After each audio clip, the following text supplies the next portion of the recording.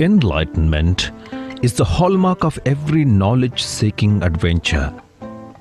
With an amazing hillside of the city of Mangalore, the Lighthouse Hill, popularly known as the Flag Hill, has been offering us a temple of wisdom and enlightenment with its spectacular St. Aloysius College institutions, encompassing its several units spread across 3 campuses. Founded in the year 1880 by the Venetian Jesuits at the behest of the local church in Mangalore, it has become the magnanimous educational institution of the Karnataka Jesuits. With its motto, Lucet et Ardet, meaning shine to enkindle, the institution has been creating sparkles of change and empowerment among the young. The first built, the artistic Baroque style building of 1880 has become the home for the management and teenagers alike. The ground floor sows the knowledge of empowerment among the teenagers with the high school education, while the first floor houses the Jesuit fathers and brothers with their residence and administrative facilities. Added to this is its spiritual home, the artistic and the tourist attraction, the world-renowned St. Aloysius Chapel, with its fabulous 3-dimensional interior paintings by Brother Anthony Moschini S.J. It has left behind lasting impression on all visitors and faithful praying before God in out to this spiritual home. The Degree College is an intellectual milieu for students from across the country and even from abroad, with its infrastructure and several attractive graduate, postgraduate and research programs.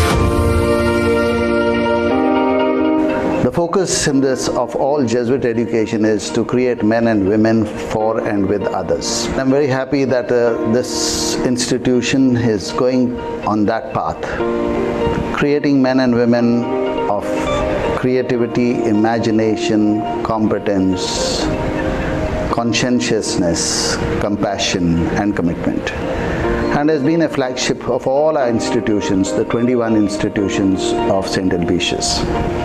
It has been a guiding force in this city of Mangalore and today in the whole of the state.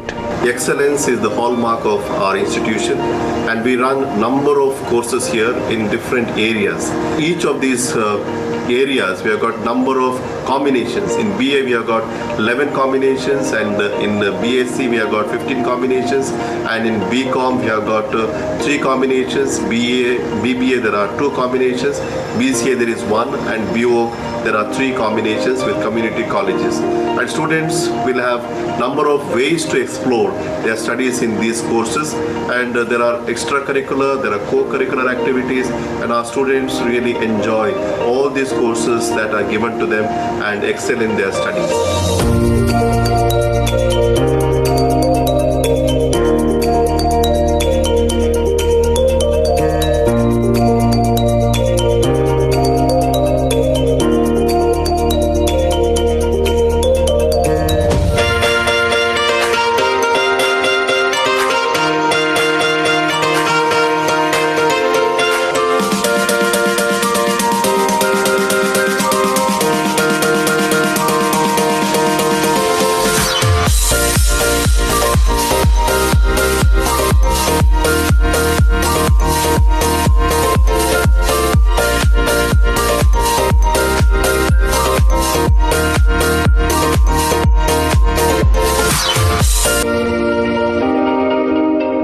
Aloysius College has established a foreign collaboration cell, and our students and our staff are getting benefit from these collaborations. We have student exchange programs, we have got staff exchange programs, we have got outreach programs between these institutions, and also research collaboration work between these institutions that will help our students to really focus outside of their own domain. I really love St. Aloysius a lot. Everybody's so welcoming and so friendly. I truly feel like an honored guest, and you don't get that experience back home. Everybody's very to themselves and they don't want to get involved in other people's business, but at St. Aloysius, I truly feel like I am an Aloysian.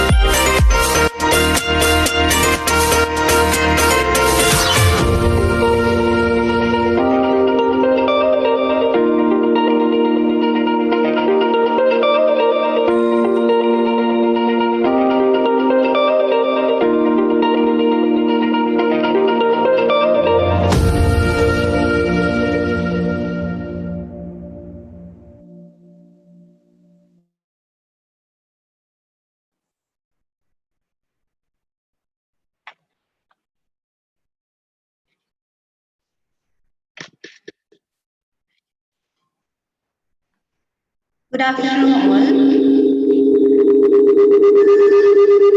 Greetings from St. Aloysius College, Autonomous, Mangaluru. St. Aloysius College is a premium institution in this part of the country, started by the Jesuits. With the motto, "Shine to Enkindle," the college strives towards the intellectual, physical, spiritual, emotional, and social development of the students. The college is re-accredited by NAC with A grade. It is also recognized by the UGC as college with potential for excellence. Department of Economics is as old as the college and offers economics both at the PG and UG level. The department is grateful to the management for giving an opportunity to have this webinar today on New Education Policy 2020 and Overview. The new education policy introduced recently will bring about a sea change in the education system of our country. Several questions related to this arises in our minds. We, as the stakeholders of this education sector, the management, teachers, students, and parents, all of us, we are having several questions in our heads. And to discuss on these issues, we have with us Dr. Norbert Lobo, and the session will be moderated by Dr. Dennis Fernandez. I accord a cordial welcome to you, sirs. I take this opportunity to introduce today's resource person, Dr. Norbert Lobo. Dr. Norbert Lobo has a MA, MPhil, PhD, and MHRM degrees to his credit. An associate professor in economics, he is an active researcher and is recognized guide under Tumkur University. He has completed a minor research project funded by UGC. Dr. Lobo has been very active in teachers' movement and held prominent positions. To name a few, he was the president of AMUKT for 2 terms, vice president of IFAKTO for 2 terms, and vice president of FUKTAK also for 2 terms consecutively. He has authored 13 books, written more than 30 articles, and presented several papers. He is known for his career guidance advice and delivered nearly 75 career guidance lectures. Knowing his caliber, Dr. Lobo has been invited as a resource person by reputed institutions and organizations. He is the member of BOS of various colleges. Dr. Lobo is a recipient of the honor for exceptional service rendered for the empowerment of youth through career guidance and training by Yuva Sangam in 2015. He is also the recipient of Outstanding Former Student Awards, both at his school as well as college level. His talent in drama is marked with the Best Actor Prize in a comedy role in the undivided Dakshina Kannada district level Kunkadi drama competition in 1984. Currently, he is the director of administrative block of our college. We are indeed happy to have a multifaceted personality with us today. A warm welcome to you, Sir Norbert.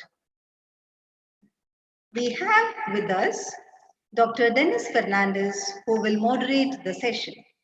Dr. Dennis Fernandez is the Associate Professor and Head Department of History.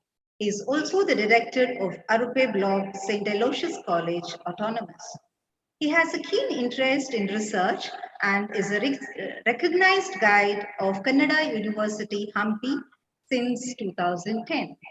He has completed a minor research project by UGC in 2015. Dr. Dennis is the author of 2 books, published 11 research articles, presented more than 25 papers. He has been invited to give talks by different institutions and organizations. He is an active member of Teachers Movement and was the General Secretary of AMUKT during 2010 to 12. He was the direct editor of AMUKT Bulletin and website too. He also edited the 27th IFAKTO Statutory Conference Souvenir. Warm welcome to you, sir. I accord a pleasant welcome to all of you. Have a fruitful session. Now I request Dr. Dennis Fernandez to take over. Thank you. Thank you, Priya, for your wonderful introduction and introducing the speaker. The Department of Economics has organized this webinar. It is very suitable for the time because a new new education policy has come into the fore, and there should be some debate and discussions on this. It is said that nation's vision and philosophy could be better expressed through an education policy of that country. In India, the first education policy was implemented in 1968 after the Kothari Commission report. In 1986, the second education policy was brought into force, which was revised in 1992. However, after 3 decades of this policy, a need for global vision and comprehensive framework for both school and higher education across the country was felt by the stakeholders. In this context, Dr. K. Kasturi Rangan Committee submitted the draft National Educational Policy in 2019, which is now called Third New Education Policy 2020. There is a significant shift in the present new education policy in its vision and philosophy. We know that in the new education policy, 10+2 structure of school education is replaced by 5+3+3+4, which is also referred as foundational, preparatory, middle, and secondary stages.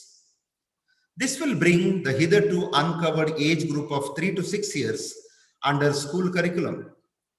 It also aims to achieve 100% gross enrollment ratio in school education by 2030.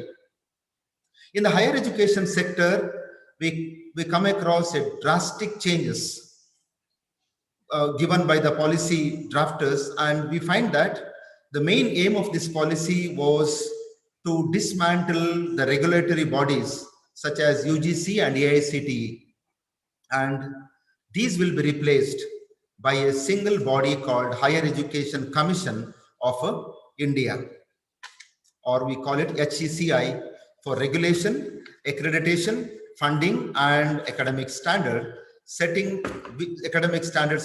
which will be carried through 4 verticals, that is NHERC, NAC, HEGC, and GEC respectively. This policy aims at multidisciplinary approach for higher education and also proposes for administrative and academic autonomy by slowly giving up the affiliation system. There will be multiple entry and exit at undergraduate level of education. An academic bank of credit, what we call ABC, shall be established, which would digitally store the academic credits earned. At the same time, the undergraduate courses will have the flexibility of 3 to 4 years. The 4-year program may also lead to degree with research if the student completes a rigorous research project.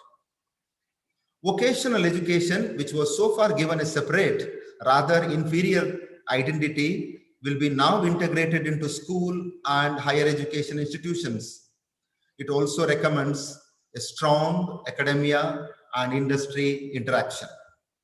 One of the significant striking features of this NEP 2020 is that it has realized the importance of research in countries' economic growth, and therefore it emphasizes the establishment of National Research Foundation, or NRF, for research and innovation.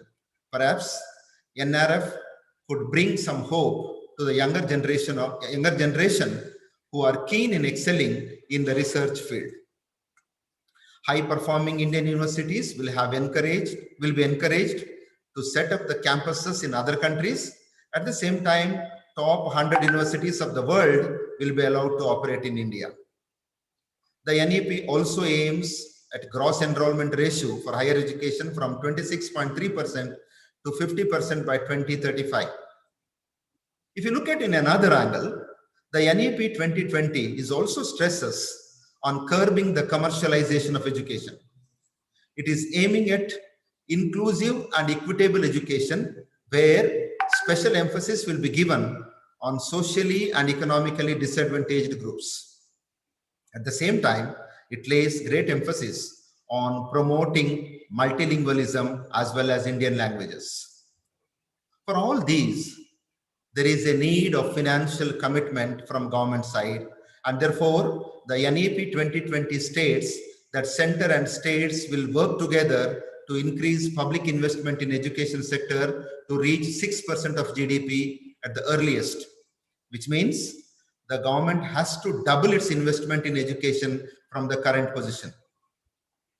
Although NEP has set these guidelines in right direction, it all depends on how it will be brought into action. We have to wait and see the implementation part of the policy in the near future.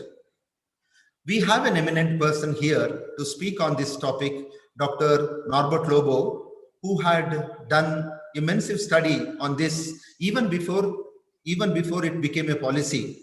When the draft bill was presented, he made an extensive study on this. Based on his experience as well as his study on this, we feel that he is the right person to speak on this topic. So now he will speak for 45 minutes on this topic. And those who have questions, you may write your questions in chat boxes. You will be given a chance that questions will be presented before him after his presentation, and he will answer these questions next 15 minutes. So I request Dr. Norbert Lobo, to take over and present his findings. Thank you.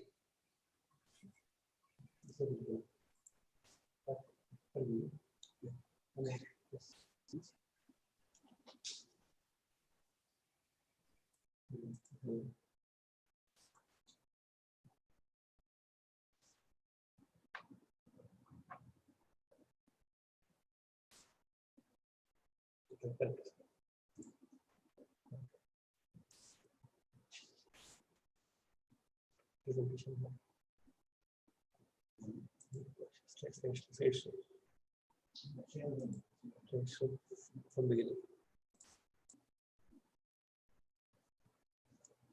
Yeah, good afternoon to everyone. At the outset, let me thank Dr. Dennis Fernandez, the moderator, Dr. Priya Shetty, the head of the Department of Economics, and my colleagues, Mr. Alvin and Mr. Reggie. Already, Dr. Dennis has given you a brief idea about this new education policy 2020. Now, before I make a presentation, let me just make one or two points as a beginning of this presentation. First of all, there are over 100 recommendations in this policy. So the time is so short, I may not be able to complete all these 100 recommendations.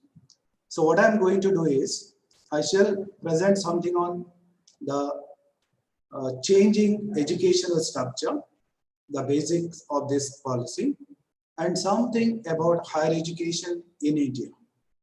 Then let me conclude with some of the positives and negatives which I observed while reading this policy.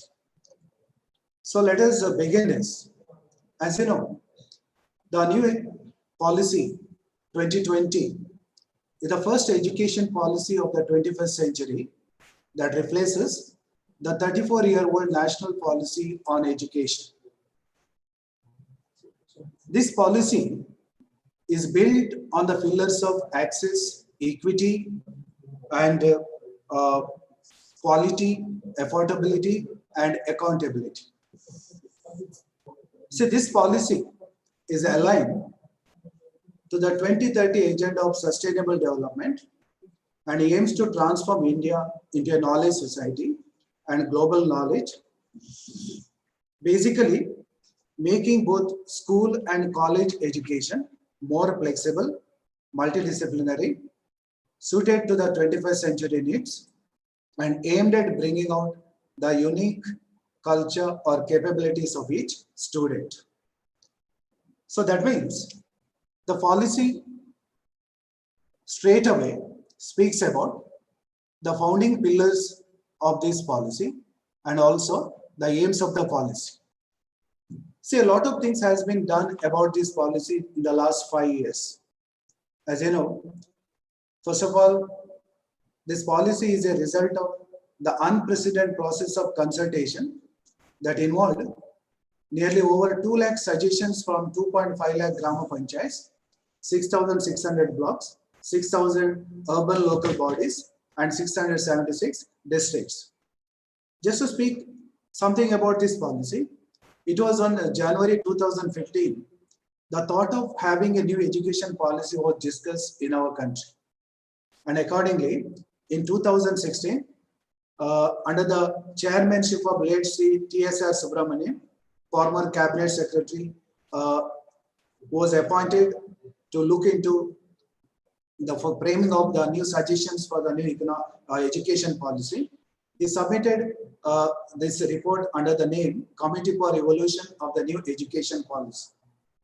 Based on this, the ministry prepared some inputs for the draft National Education Policy in 2016. Then in 2017, the government appointed a new committee for the draft National Education Policy under the chairmanship of eminent scientist Padma Vibhushan, Dr. Kasturi Rangan. And this committee submitted the report the draft National Education Policy 2019 to the Honorable Human Resource Development Minister on 31st May 2019. Since then, the draft National Education Policy 2019 was uploaded on MHRD's website and at MyGov Innovative Portal, eliciting views, suggestions, comments of the stakeholders and the Indian public. Now, this is something about the brief history of this policy. Now that this policy has been accepted by the cabinet and we have the policy MSS. So let us try to understand what are the major features of this policy. See, the first important, or to start with, the policy has come out with a new academic structure. One of the very important features of this policy is the basic early childhood care and education from age 3 is included, which is aimed at promoting better overall learning, development, and well-being. So keeping this in mind, the policy has come out with a new educational structure. Instead of the plus 10 plus 2, now we have 5 plus 3 plus 3 plus 4 structure. So which consists of first the foundational stage, 3 years of preschool plus grades 1 and 2 covering ages 3 and 8. Then we have the preparatory stage, grades 3 to 5 covering ages 8 to 11. Then we have the middle school stage, grades 6 to 8 covering ages 11 to 14. And finally, we have the high school or secondary stage, grades 9 to 12 in 2 phases, that is 9 to 10 in the first and 11 to 12 in the second stages respectively. Now, let me speak something about this new academic structure. So I just said, one of the very important features of this new academic structure is, in the place of 10 plus 2, which we have been studying for the last almost 36 years, we will have, most probably from next academic year onwards, a new academic structure with 5 plus 3 plus 3 plus 4. Now in this structure, which starts at the age of 3 years. When the child is at the reaches 3 years, it starts schooling, or the government wants the schooling to start or begin at the age of 3 years. And this stage is called the foundation stage. So in this foundation stage, the most important feature is there are no exams, no examinations here. It is just a stage for play. So in this stage, as you know, there are 2 important features. One is, it is entirely play. So there is 3 years. So we have preschool, we have lower KG, upper KG, plus standard 1 and standard 2. So in these 5 years, the children will be made to play in the school. I think this is one of the very remarkable feature of this policy. See here, the children will be given something called experiential learning, which I will speak in the next slide probably, where there are 3 stages. So all these will be incorporated. They can play anything. They can dress anyway. They can just come and play in the school and go home. There's no exams. Then in the second stage, it's called the preparatory stage. It has 3 years. The duration of this is 3 years. Now in this stage, the examination work starts. So it is only at the standard 3. So class 5, then 4 and 5, the examination begins. So in this stage, there are activities and study. The medium of study will be mostly the mother tongue or the local language. It can be either mother language or the national language or even regional language or any other language. It doesn't mean that there is only local language. The government wishes, the policy says that as far possible, the medium of instruction for this preparatory stage up to standard 5 will be the mother tongue or the local language or the national or the regional language. But there is no such thing as that all English medium schools will be banned and only the Indian languages school will be started. It's nothing is said like that. So English schools will continue as English medium schools only. Maybe the other medium schools will continue as other medium schools. Then the third stage is called the middle stage. See, in the middle stage, which again has 3 years. So we have 5 years plus 3 years plus 3 years, 6, 7, 8 standard. Here, one of the Indian languages will be taught to the students. It can be the local language, the mother language, or whatever, or the national language. So one of the languages will be taught to the students. So here, the basic structure would be, one is computer course. Computers will be taught to the children thoroughly in this stage. There also will be what is called as vocational education. See, the new feature in this education policy is vocationalization of will start at the stage of first, fifth standard. So sixth standard, the students can go for internships. They can also take up any of the vocational training, locally targeted, or whatever that is available, they can learn. So this will be considered. Then there will be mathematics. Mathematics will be taught in this stage. Then there will be science subjects, and finally there will be arts subject. So these 5 components will be there during 6th, 7th, and 8th, along with one Indian language. Then comes the 4th stage, which is called as secondary stage. See, in the secondary stage, the focus will be, there is no stream. So right now, as you know, when we complete our 10th standard, till 9th standard, we study mostly the same subjects. But once we complete 10th and join to PUC, 11th standard or the 12th standard, we either choose science or commerce or arts or any other combination. Now in this new policy, the most important thing is, when the students go to the 9th, 10th, 11th and 12th stage, there is no stream, but they can study one foreign language.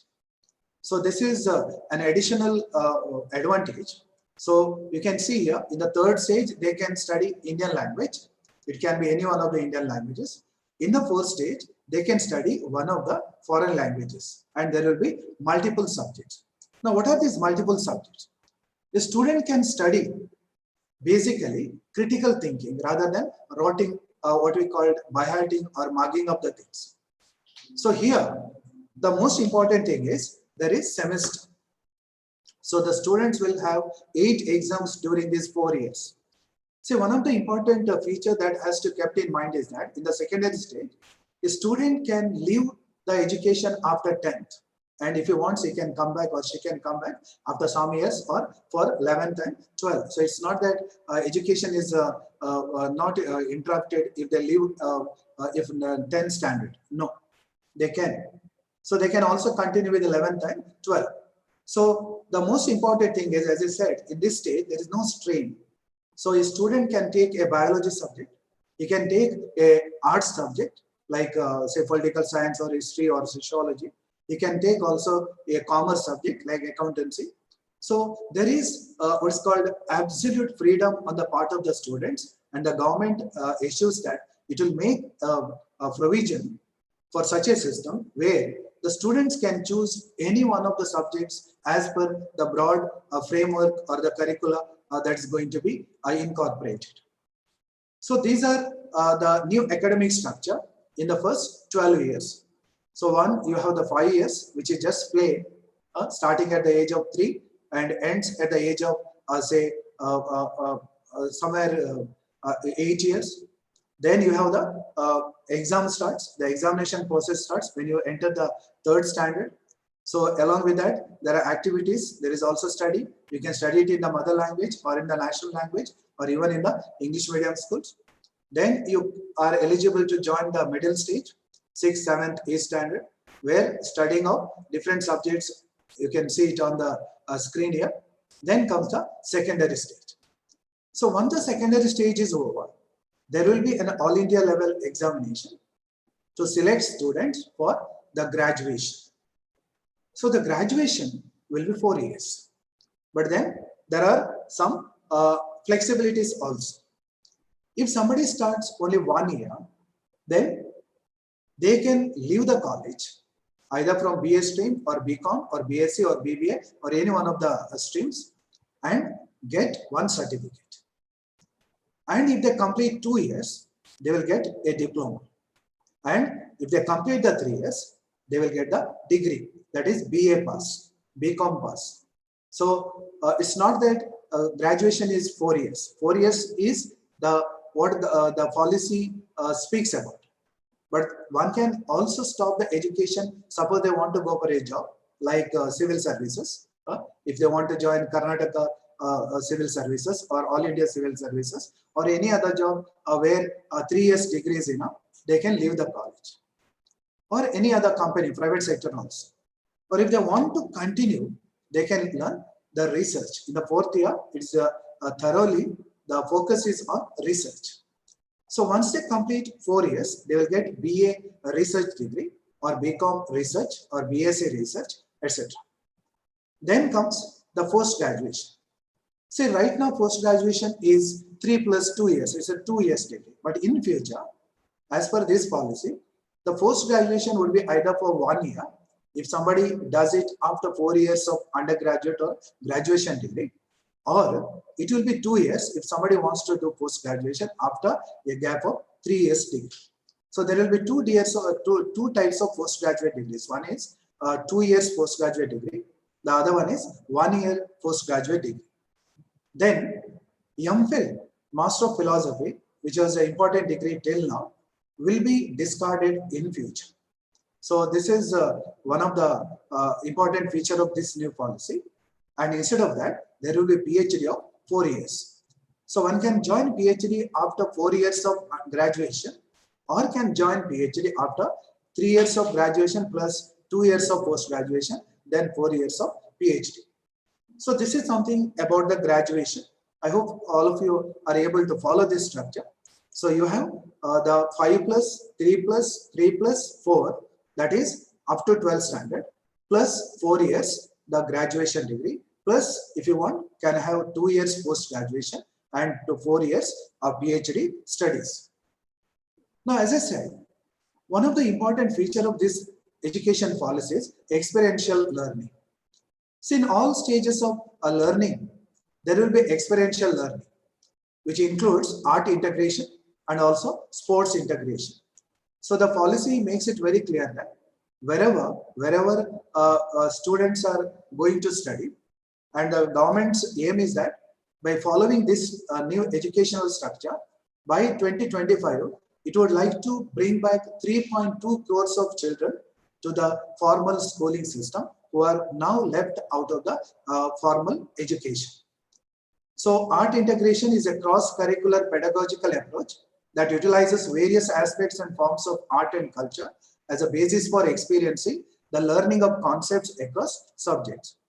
Similarly, the sports integration is another cross-curricular pedagogical approach that utilizes physical activities, including indigenous sports in pedagogical practices to help in developing skills such as collaboration, self-initiative, self-direction, self-discipline, teamwork, responsibility, citizenship, etc.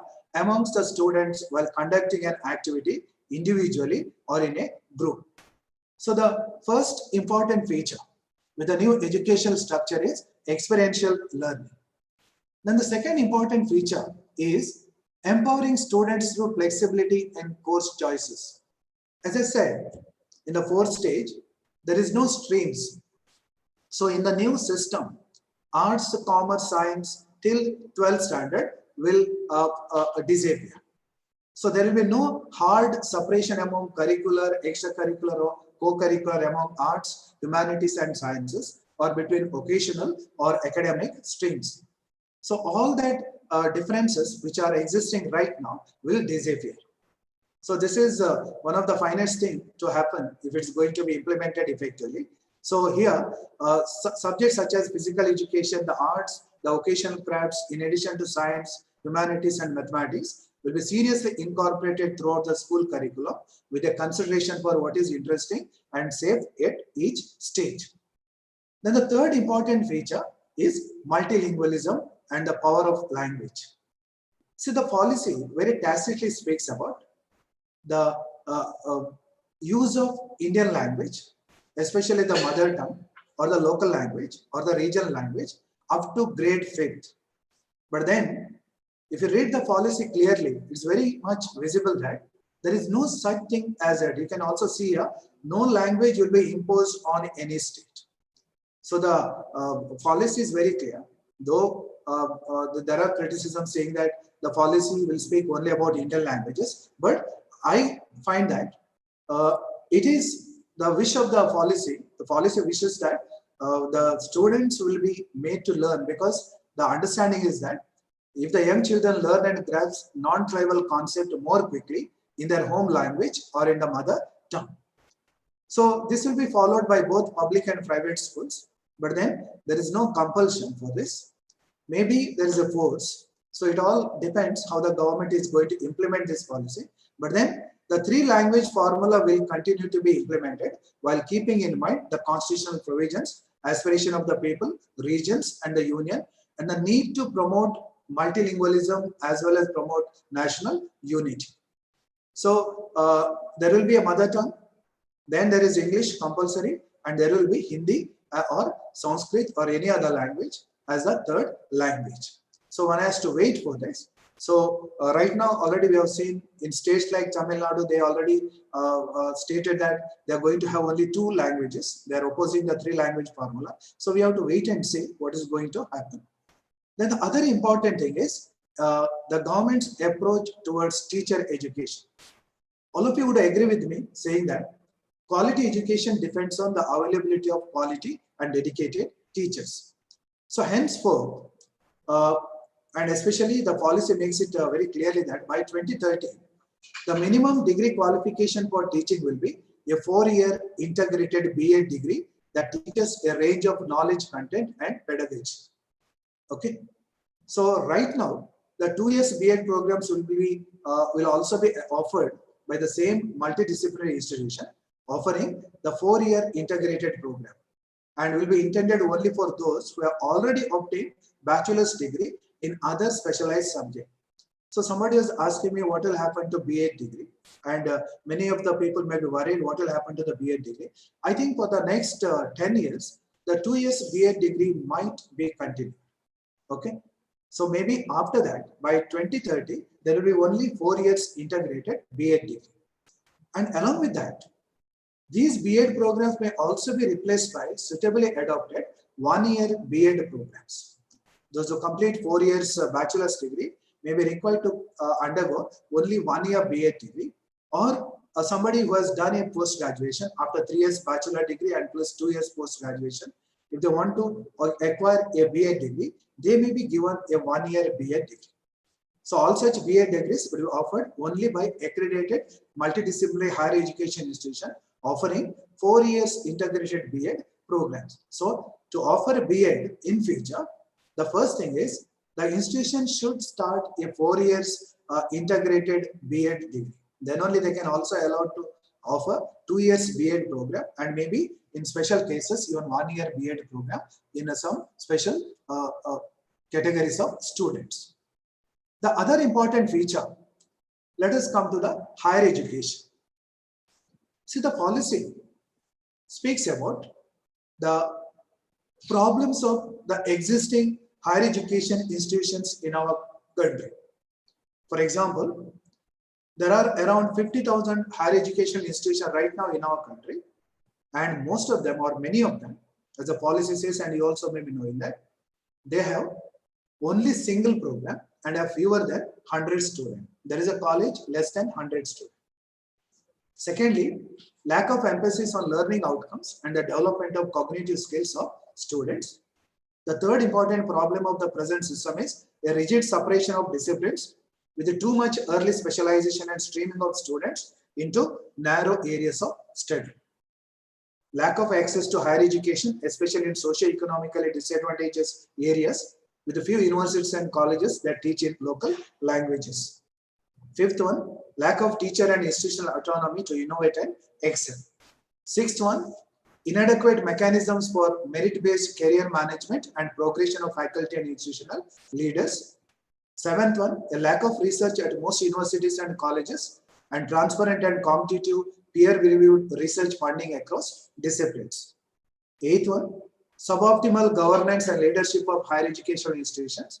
Ninth one, a regulatory system that is not empowered to close down fake colleges while constraining excellent and innovative institutions.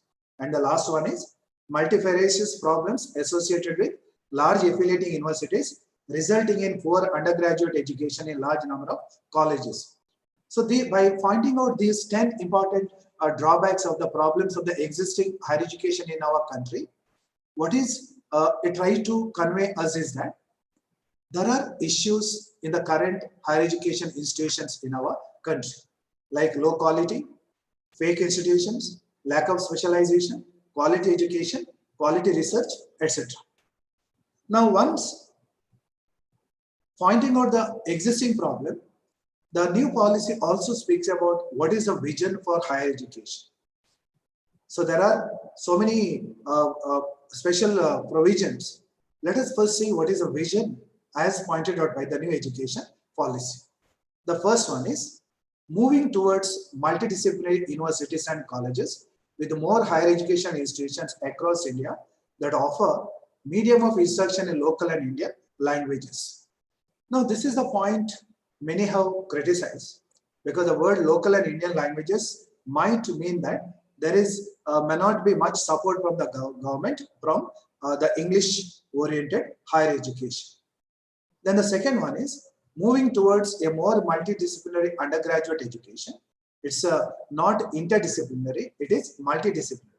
There's a difference between interdisciplinary and multidisciplinary. The third one is moving towards faculty and institutional autonomy. Fourth one is revamping curriculum, pedagogy, assessment, and student support. Fifth one is reaffirming the integrity of faculty and institutional leadership positions. Sixth one is establishment of a national research foundation. This is one of the most important things that's going to happen with the new education policy. The seventh one is governance of higher education institutions by independent boards having academic and administrative autonomy.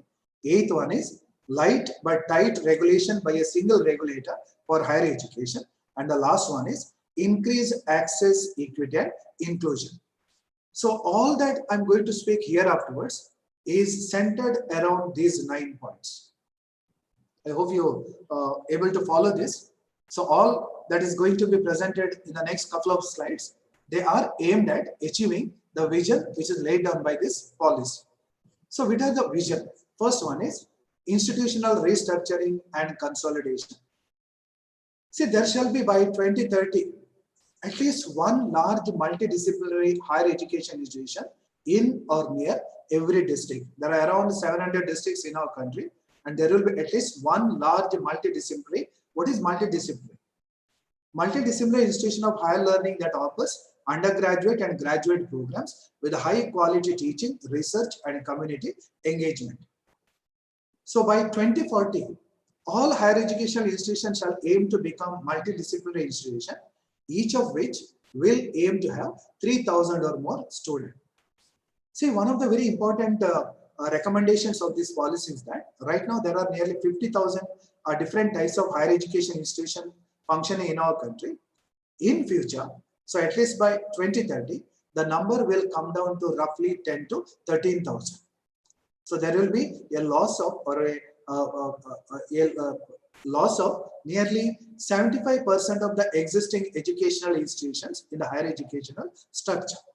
Now this has a lot of repercussions. I'll discuss this at the last while pointing out some of the positives and negatives of this policy. Then the other important thing is the institutional restructuring and consolidation. So once this policy is going to be implemented, there will be 3 types of universities in our country. The first one is research intensive universities. Now, what are research intensive universities? The university that place equal emphasis on teaching and research. So then we have teaching intensive universities, those that place greater emphasis on teaching but still conduct significant research. And the third one is autonomous degree granting colleges. They refer to a large multidisciplinary that grant undergraduate degrees and is primarily focused on undergraduate teaching, though it would not be restricted to that. So higher education institution will have the autonomy and freedom to move gradually from one category to another based on their plans, actions, and effectiveness.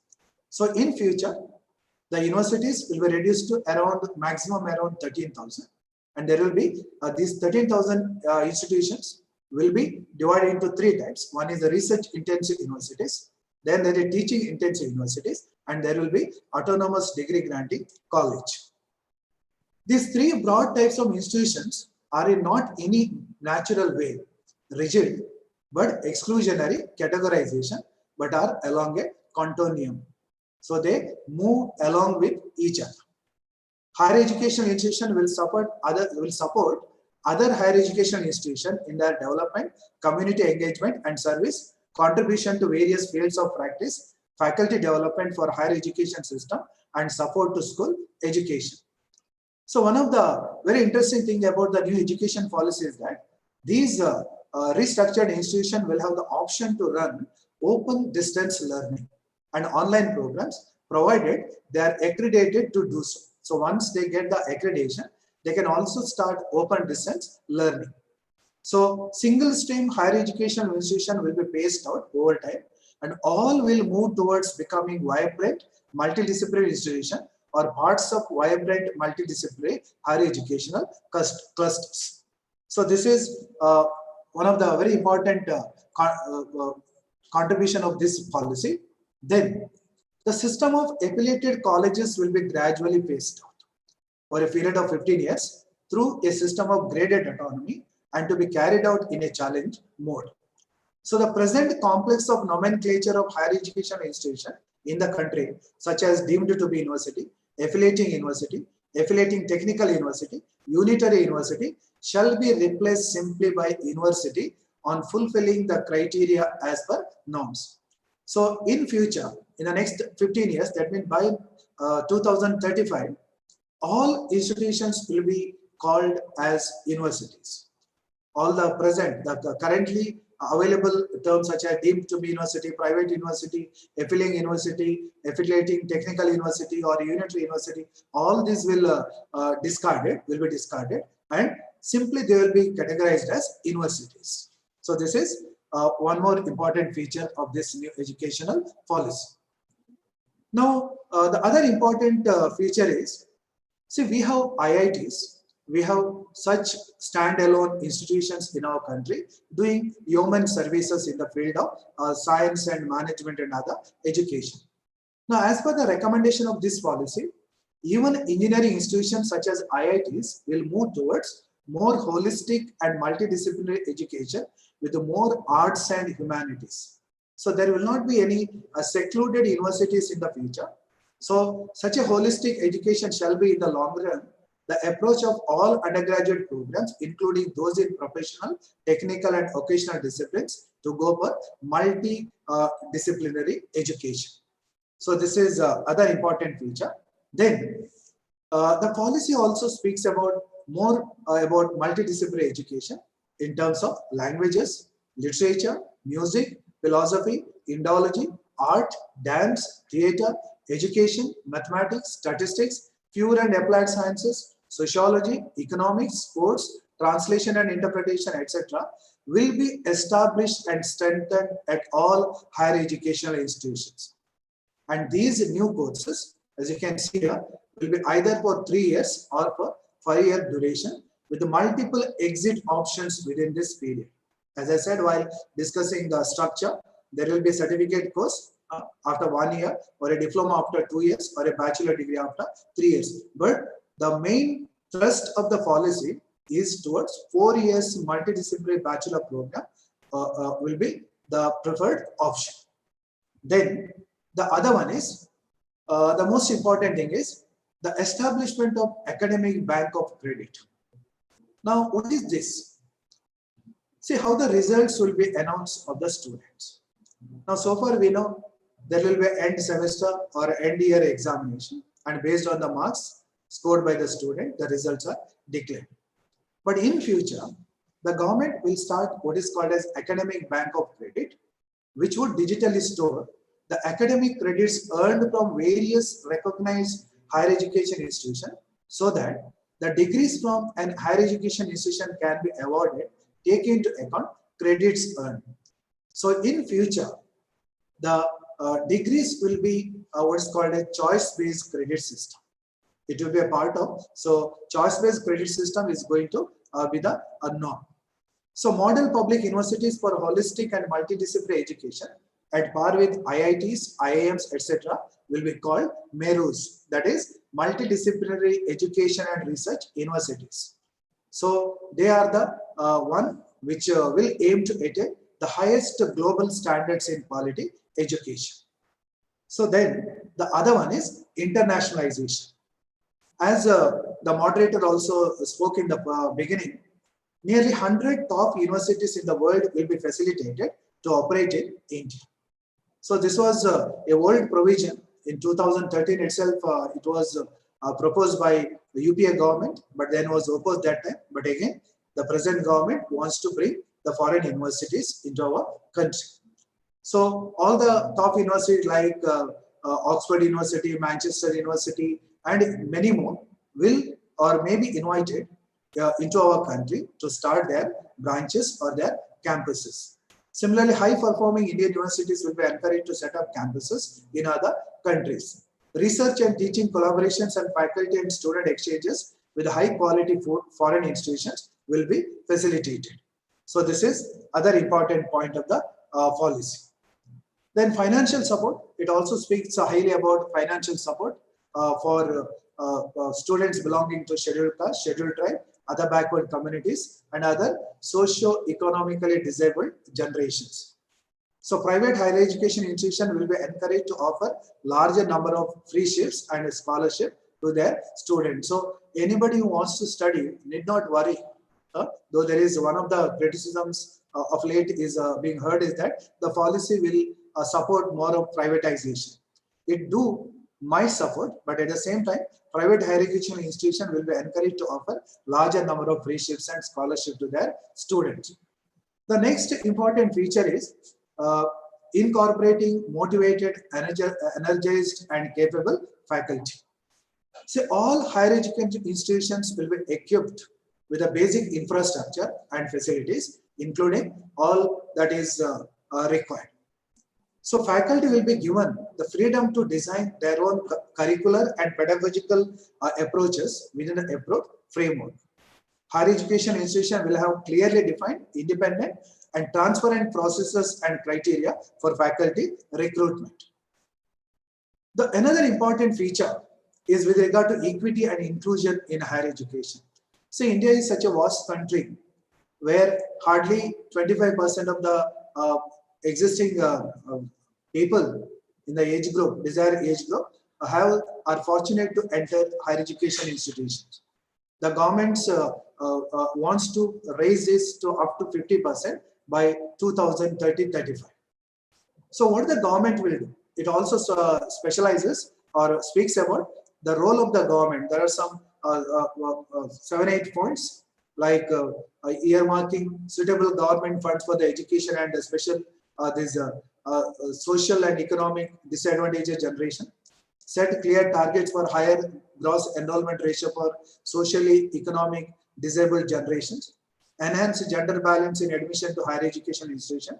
Enhance access by establishing more high quality higher education institution, and all these things. At the same time, all the higher education institutions, both in the public sector and in the private sector, they are also given targets to achieve. So there are lots of issues, you can see them. I'm not going to speak them, but what are the policies to ensure them? One of them is reimagining vocational education. See, by 2025, at least 50% of learners through the school and higher education system shall have exposure to vocational education, for which a clear action plan with the targets and timelines will be developed. See, right now we only have the policy. Today at New Delhi, there is a meeting which will be addressed by the Prime Minister of a country, the MHRD Minister, and many others. And in the next couple of months, the new plans and programs will be designed. So right now, government speaks about the target for vocational education. So higher education institution will offer vocational education either on their own or in partnership with industry and NGOs. So the BVoc degrees introduced in 2013 will continue to exist, but vocational courses will also be available to students enrolled in all other bachelor degree programs including the 4-year multidisciplinary bachelor programs. So vocational education will be integrated into all schools and higher education institutions in a phased manner over the next decade.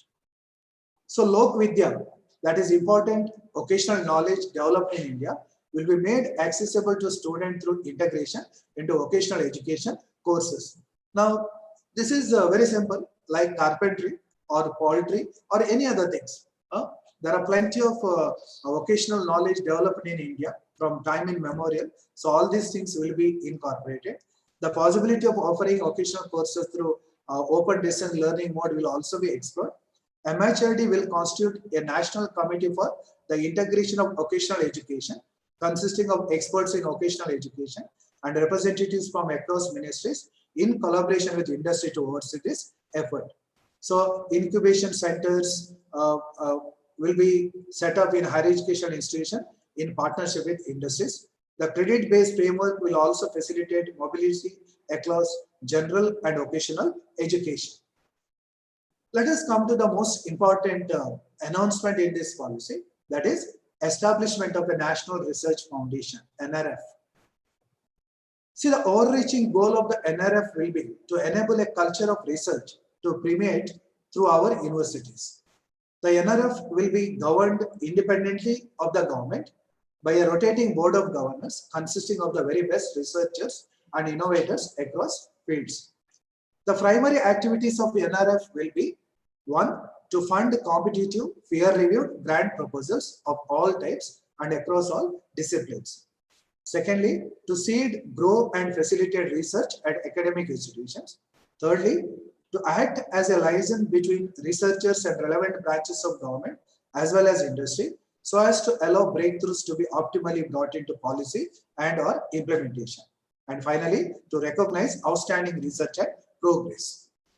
Now, to achieve this and to look to regulate the overall higher education system, there will be 4 structures will be set up under with the 4 independent verticals within one umbrella institution, the Higher Education Commission for India. So in future, all the higher education will be governed by the only one board called the Higher Education Commission of India, that is HECI. It will manage the aspects by dividing itself into 4 verticals. The first vertical of Higher Education Council of India will be the National Higher Education Regulatory Council, NHERC. It will function as a common single point regulator for the higher education sector, including teacher education and excluding medical and legal education. So medical and legal education have been kept outside from higher education. Then the second vertical will, HIC, will be a meta-accrediting body called the National Accreditation Council. So accreditation of institution will be based primarily on basic norms, public self-disclosure, good governance and outcomes, and it will be carried out by an independent ecosystem of accrediting institutions supervised and overseen by NAC. The third vertical of HEC will be the Higher Education Grant Council, which will carry out funding and financing of higher education based on transparent criteria. And the fourth vertical of HEC will be the General Education Council, which will frame expected learning outcomes for higher education programs, also referred to as graduate attributes. A national higher education qualification framework will be formulated by the General Education Council.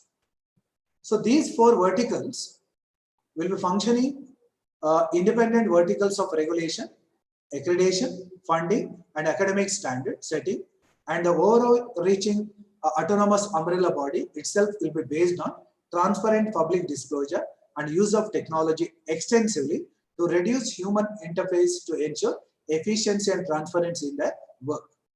So all other professional organizations such as Indian Council of Agriculture Research, Veterinary Council of India, National Council for Technical Education, Council of Architecture, National Council for Vocational Education and Training, they will act as professional standard setting bodies only.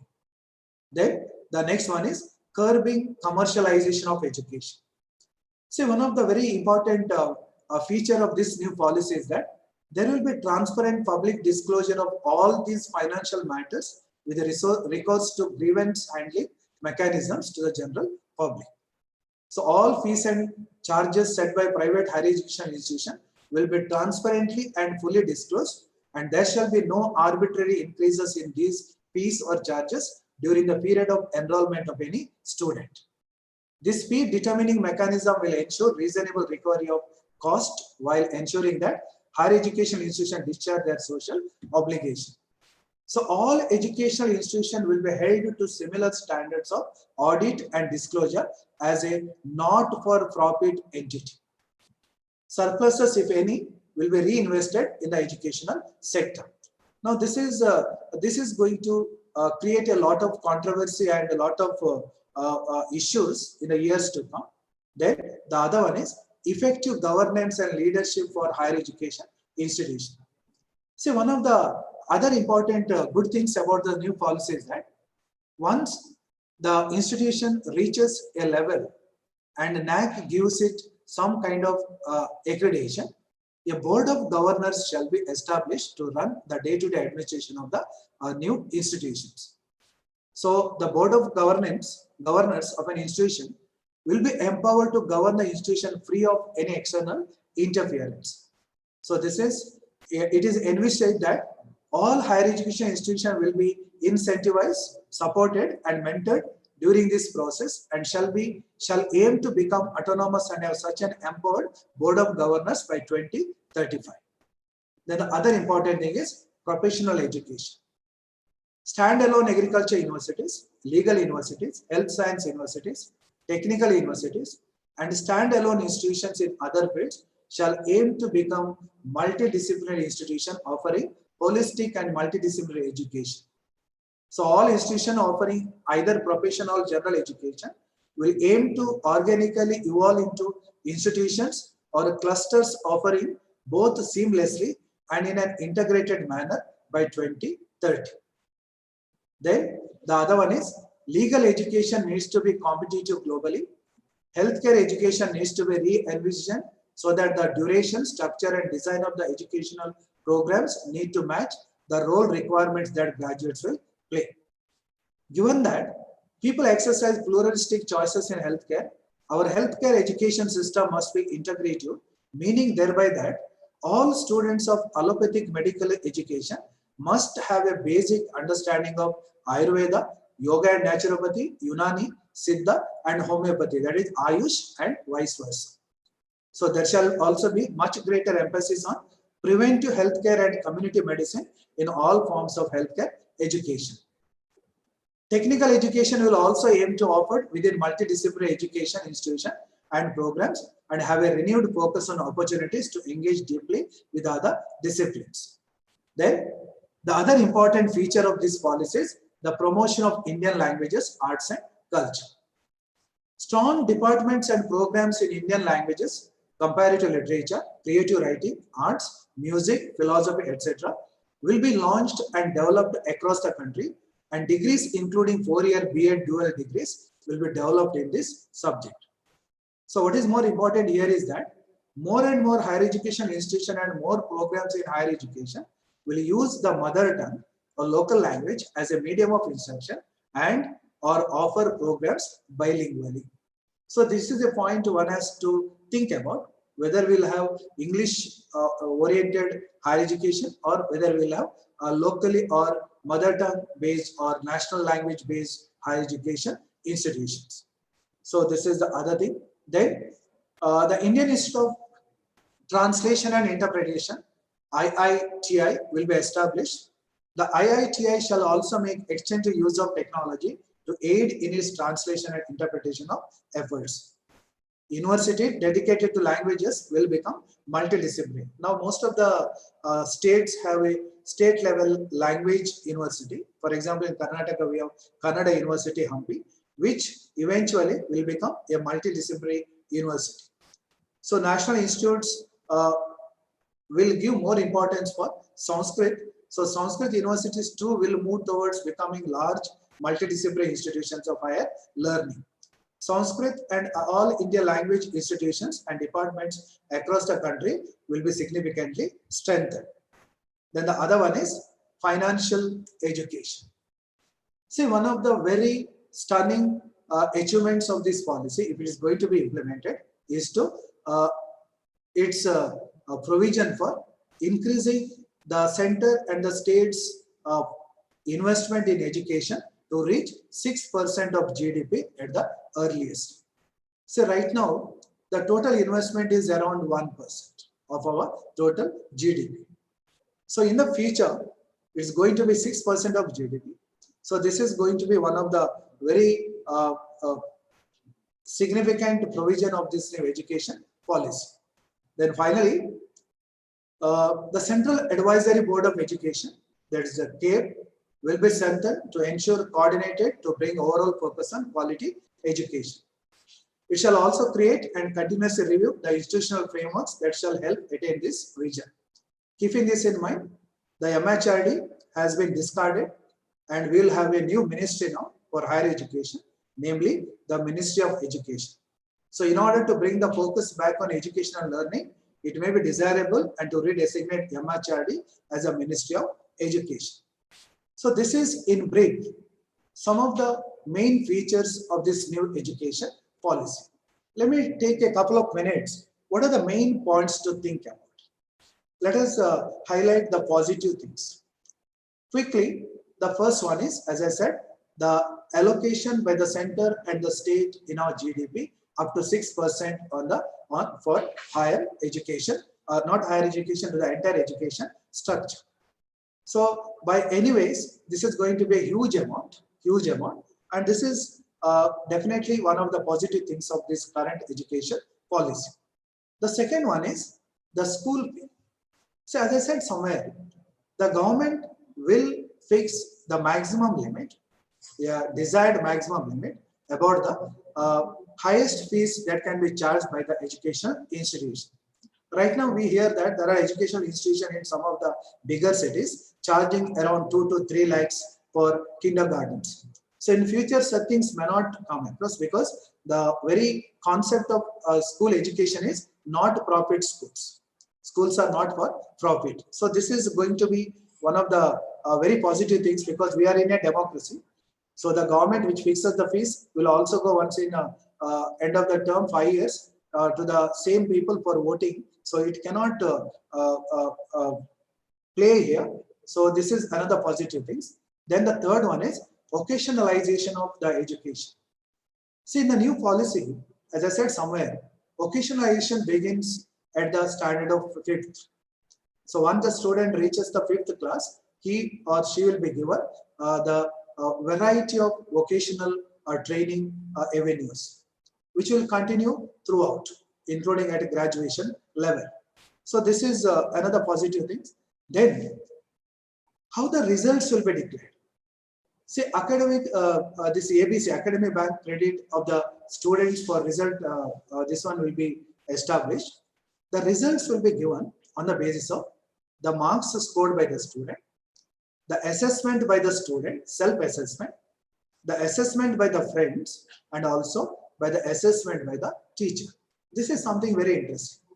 So that means a student has to assess himself or herself, how much I am good at this subject. Right from 5th standard onwards, they have to assess. Similarly, the classmates. See, the teacher-student ratio has been fixed roughly around 1 to 30. 1 to 30. In places, somewhere it will be 1 to 25 also.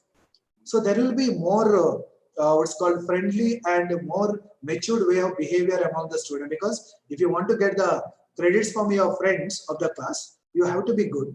So right from your early class itself, the students will be taught to be friendly with other classmates because they need the marks offered by other students. The teacher also. So there's a chance for more outgrowing. Instead of introvert, students can become more of outgrowing. So this is one of the positive things. Then there is foreign universities.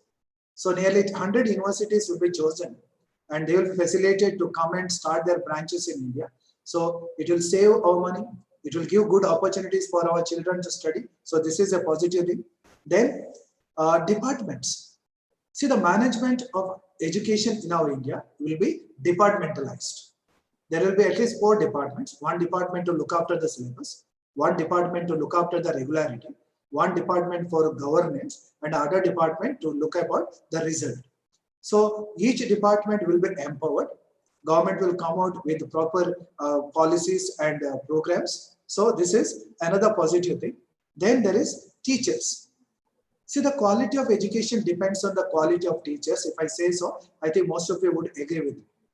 So this policy makes a sincere effort to start 4 years integrated program so that good teachers will be recruited. They will be given incentives. They will be given housings. They will be given other facilities. So there are a very serious discussion about how good teachers are being appointed. And the last one is, so these are the positive things. There are many more, but I think these are some 7 important positive things in the present educational policy. However, there are also certain negative things. The first one is All India Entrance Examination. See, the policy makes it very clear that once the 12th standard is over, then to enter into graduation, the student has to undergo a All India level entrance examination. The question is, in a country like India, with so much diversity and so much growth of population and so much desire on the part of the youngsters to enter into educational institution, what is the need to have a All India level entrance examination? Who is going to have it? How it is going to be organized? How it is going to be implemented? So there are some negative things. I think I doubt very much about the implication of organizing an All India entrance examination post 12th standard. The second one is centralization of the decisions on education. See, education in India is in the concurrent list, both the central and the state government. And we have a strong federal system. Now the policy speaks about more and more of centralization. So this is going to create, I feel already we have the issue of Tamil Nadu and many other states raising a serious limitations about this policy with regard to the federal structure. So we have to wait how the central government is going to tackle these issues. Then the vocationalization at early stage. Vocationalization, no doubt, is good to start with at a younger age, but I think it has to be started, I think, post 10th standard. Because though at the very outset, it looks that giving vocationalization to the children at the standard of at the class of 5th standard and there afterwards might increase their proficiency, increase skills. But if you think seriously, somewhere you find that government is going to, or there is a fear of that more and more children might end up in what is called as just drop out from the formal education and can go to blue collar jobs. So this is one important thing we have to keep in mind. Then multilingualism. See, the policy makes it very clear. There's one section speaks about multilingualism, that is either mother tongue or the local tongue or the regional or the national language. Now, India is a country of countries. Now, how to establish a system with multilingualism? Are we going to what's called retard the progress of the students across the boundaries, or are you going to restrict the students in a given locality? So multilingualism is going to create problems unless it is handled very carefully. Then free and easy exit in between. See, the graduation, which is of 4 years, is also incorporated with a certificate after 1 year, diploma after 2 years, and degree after 3 years. Now, if this system is going to be practiced, what will happen to the workload problem? Because bureaucracy always takes about the minimum number of students in the class. So do we have what's called any provision for this? Suppose there are students join 50 in the 35 or 50 in the class. At the end of the year, more than half of them will leave the class, or more than 70% will leave the class. Then can there be classes for the remaining 10 or 15 students? Because there is a minimum number of students in each class. So unless bureaucracy is trained in this and our education system is made more open, I think this is again going to create a lot of issues. Then there is also discarding MPhil degree. See, at the outside it looks very simple why we needed MPhil degree, but instead of discarding, I would have feel that government could have thought something else. There could be something else like our postgraduate in medical, there is MS degree, MD degree. Here also they could have thought something else. So this is another area. Then there is confusion about PhD after 4 years of degree. Now the PhD can be done by after 4 years research degree or after postgraduate degree. Now, what will be the state of mind of this student with the two different backgrounds studying the same program? So this is another issue. And finally, there is too much importance on Sanskrit. So Sanskrit has been assigned a very important role in this policy. So we don't know what is going to happen, whether the government wants to make Sanskrit as the national policy or the most important policy, we don't know. So laying too much importance on Sanskrit might create problems for the younger generation. So these are some of the negative things. So with this, thank you for your patience. I conclude. Thank you very much. So these are some of the important issues which I feel one needs to incorporate to understand the new education policy of 2020. So thank you, one and all.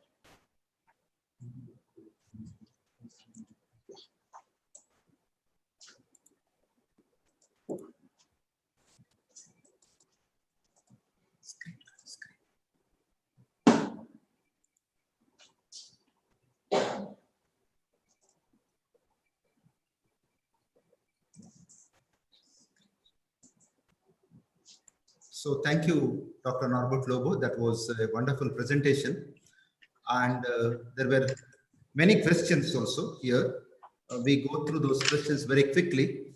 I'll begin from the first question, which came from Jerome and Joel from Mangalore. Jerome asked B.Ed college whether B.Ed, what about B.Ed program? That is how he asked the question. Of course, that has been answered. There is one more. Joel, he answered those who have completed masters and those who want to do the B.Ed now. What about them?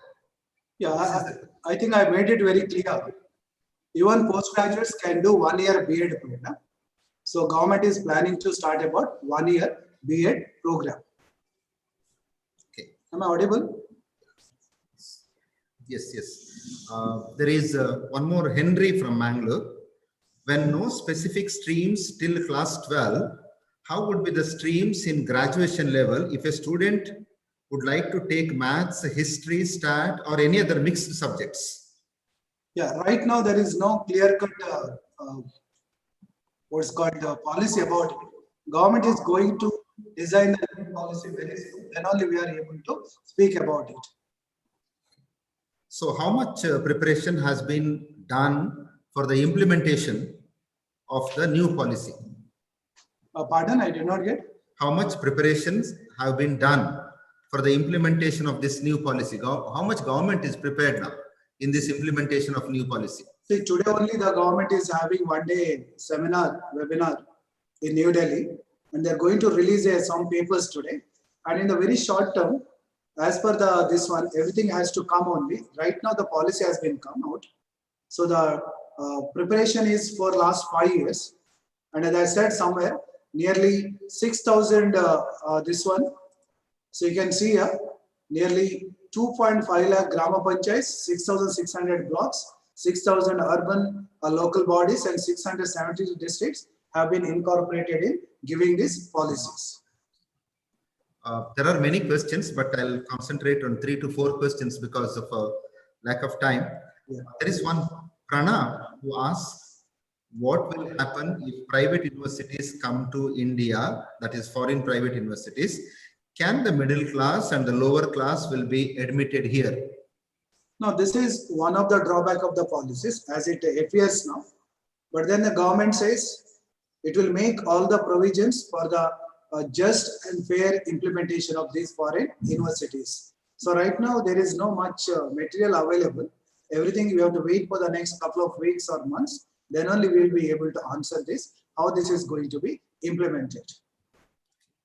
There is one question from Naveen Kelvin de Almeida. He puts the question, in recent article, the outlet scroll highlighted the change in the NEP to promote local languages in primary schooling to be tandem with the numerous scientific studies. As per those studies, education in one's own language would lead to a better grasp of ideas as well as equip the learner to acquire other languages at a later stage of growth. However, a big criticism of this move has come from social activists who have highlighted that making English their own language of progress has facilitated upward class movement for those belonging to the oppressed strata of society.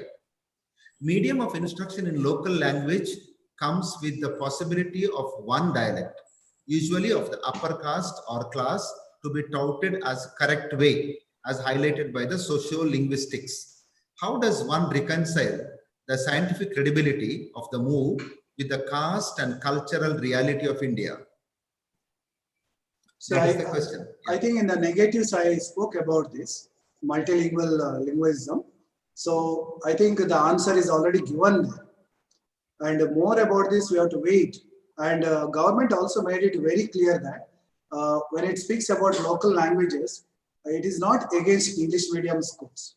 So I also made it clear once. So when government is speaking about this medium, you can see either mother tongue or the national language, and existing English medium schools may be allowed to continue. There is another question from Gayatri MS Holla. How about degree colleges? Can they be opt only 2 or 3 streams, or they should have all streams like BCom, BSc, BA, BCA, and so on? Yeah, there will be all the streams. This is now just the beginning of the policy. Once they come out with the rules and the stipulations, all these degrees will be highlighted. Last question, that is from Mr. Manoj Lewis. He puts this question. There are 3 questions he had put here. The happy schooling concept in the world is Finland, and they start at the age of 7. We are starting at the age of 3. What are your thoughts? Now here, the first thing is you should understand about the early childhood care and education policy. So there are different opinions, different schools of thought about education, about schooling. What he says, we should respect it. But at the same time, the government, after a thorough discussion, has come to the conclusion that, as I said, the first stage, foundation stage, is only play schools. There is no exam for that. So the real school begins at the age of 8 standard only. 8, not 8 standard, at the age of 8 only. So there is no what's called a controversy regarding what Mr. Manoj said and what this policy is also saying. Yeah, there is another question from him. Standalone institutes like Indian Institute of Science, IIM, IITs, etc. have done well and have given results because they were standalone. How do you think converting itself into multidisciplinary universities, whether it will serve the purpose? And also he asked one more question. Teacher empowerment for this new education policy is a must. I don't see much in it for this aspect. What are your reactions? See, the question itself has an answer. So far, the policy says, my opinion may be different. See, there are loopholes, there are what's called limitations. So the 4 years integrated B.Ed program is designed to overcome this policy. The policy several times speaks about this designing and implementing effectively 4 years B.Ed program. So in that way, and there are also a lot of other schemes that have been discussed. So I don't think there is any controversy with what the policy says and what the person asks about. The last question, this is from Dr. Asha Abraham. She has asked this, already this question has been answered. Will foreign universities pose a challenge on the Indian universities' existence? Will it lead to more inequalities? Yes, certainly it is a challenge. It is a challenge to the existing universities. And the implementation of the policy may not be so easy. The first thing is, though the policy looks like very good, very encouraging, when it is going to be implemented with the kind of federalism we have, with the kind of differences we have, the implementation of the policy may not be easy. So what she said, I fully agree with that. So thank you, Dr. Norbert Lobo, for presenting very beautifully, answering the questions. There are more questions, but due to time constraint, we will not be able to answer or pose these questions here. At the outset, I thank Dr. Norbert Lobo for making a very brilliant presentation on this new education policy. Lots of debates and discussions are necessary on this when it is implemented, because it is in the form of a policy.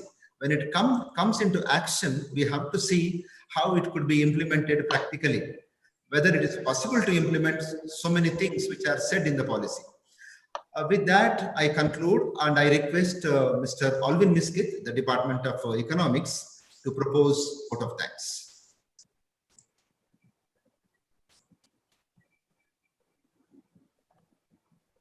Good afternoon all. On behalf of the management and Department of Economics, I am here to propose a vote of thanks for this webinar. First of all, I would like to thank our principal, Reverend Dr. Praveen Martis SJ, for all his support and guidance in organizing this webinar. So in his absence, I thank him. I would like to thank Dr. Norbert Lobo for being the resource person for this national webinar on new education policy.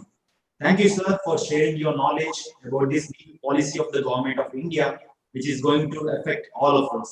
Thank you, sir. I extend my gratitude to Dr. Dennis Fernandez for being the moderator and helping us in smooth conducting of this seminar. Thank you, sir.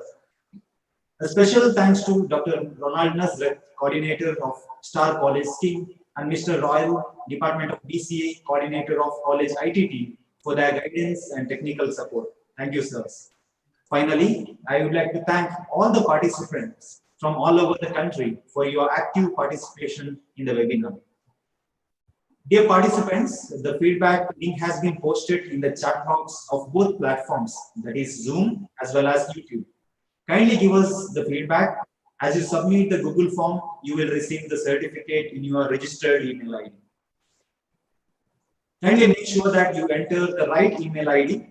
You may not receive the certificate even if there is a minor spelling mistake while you enter your email ID. So thank you everyone. Have a nice afternoon. Bye everyone.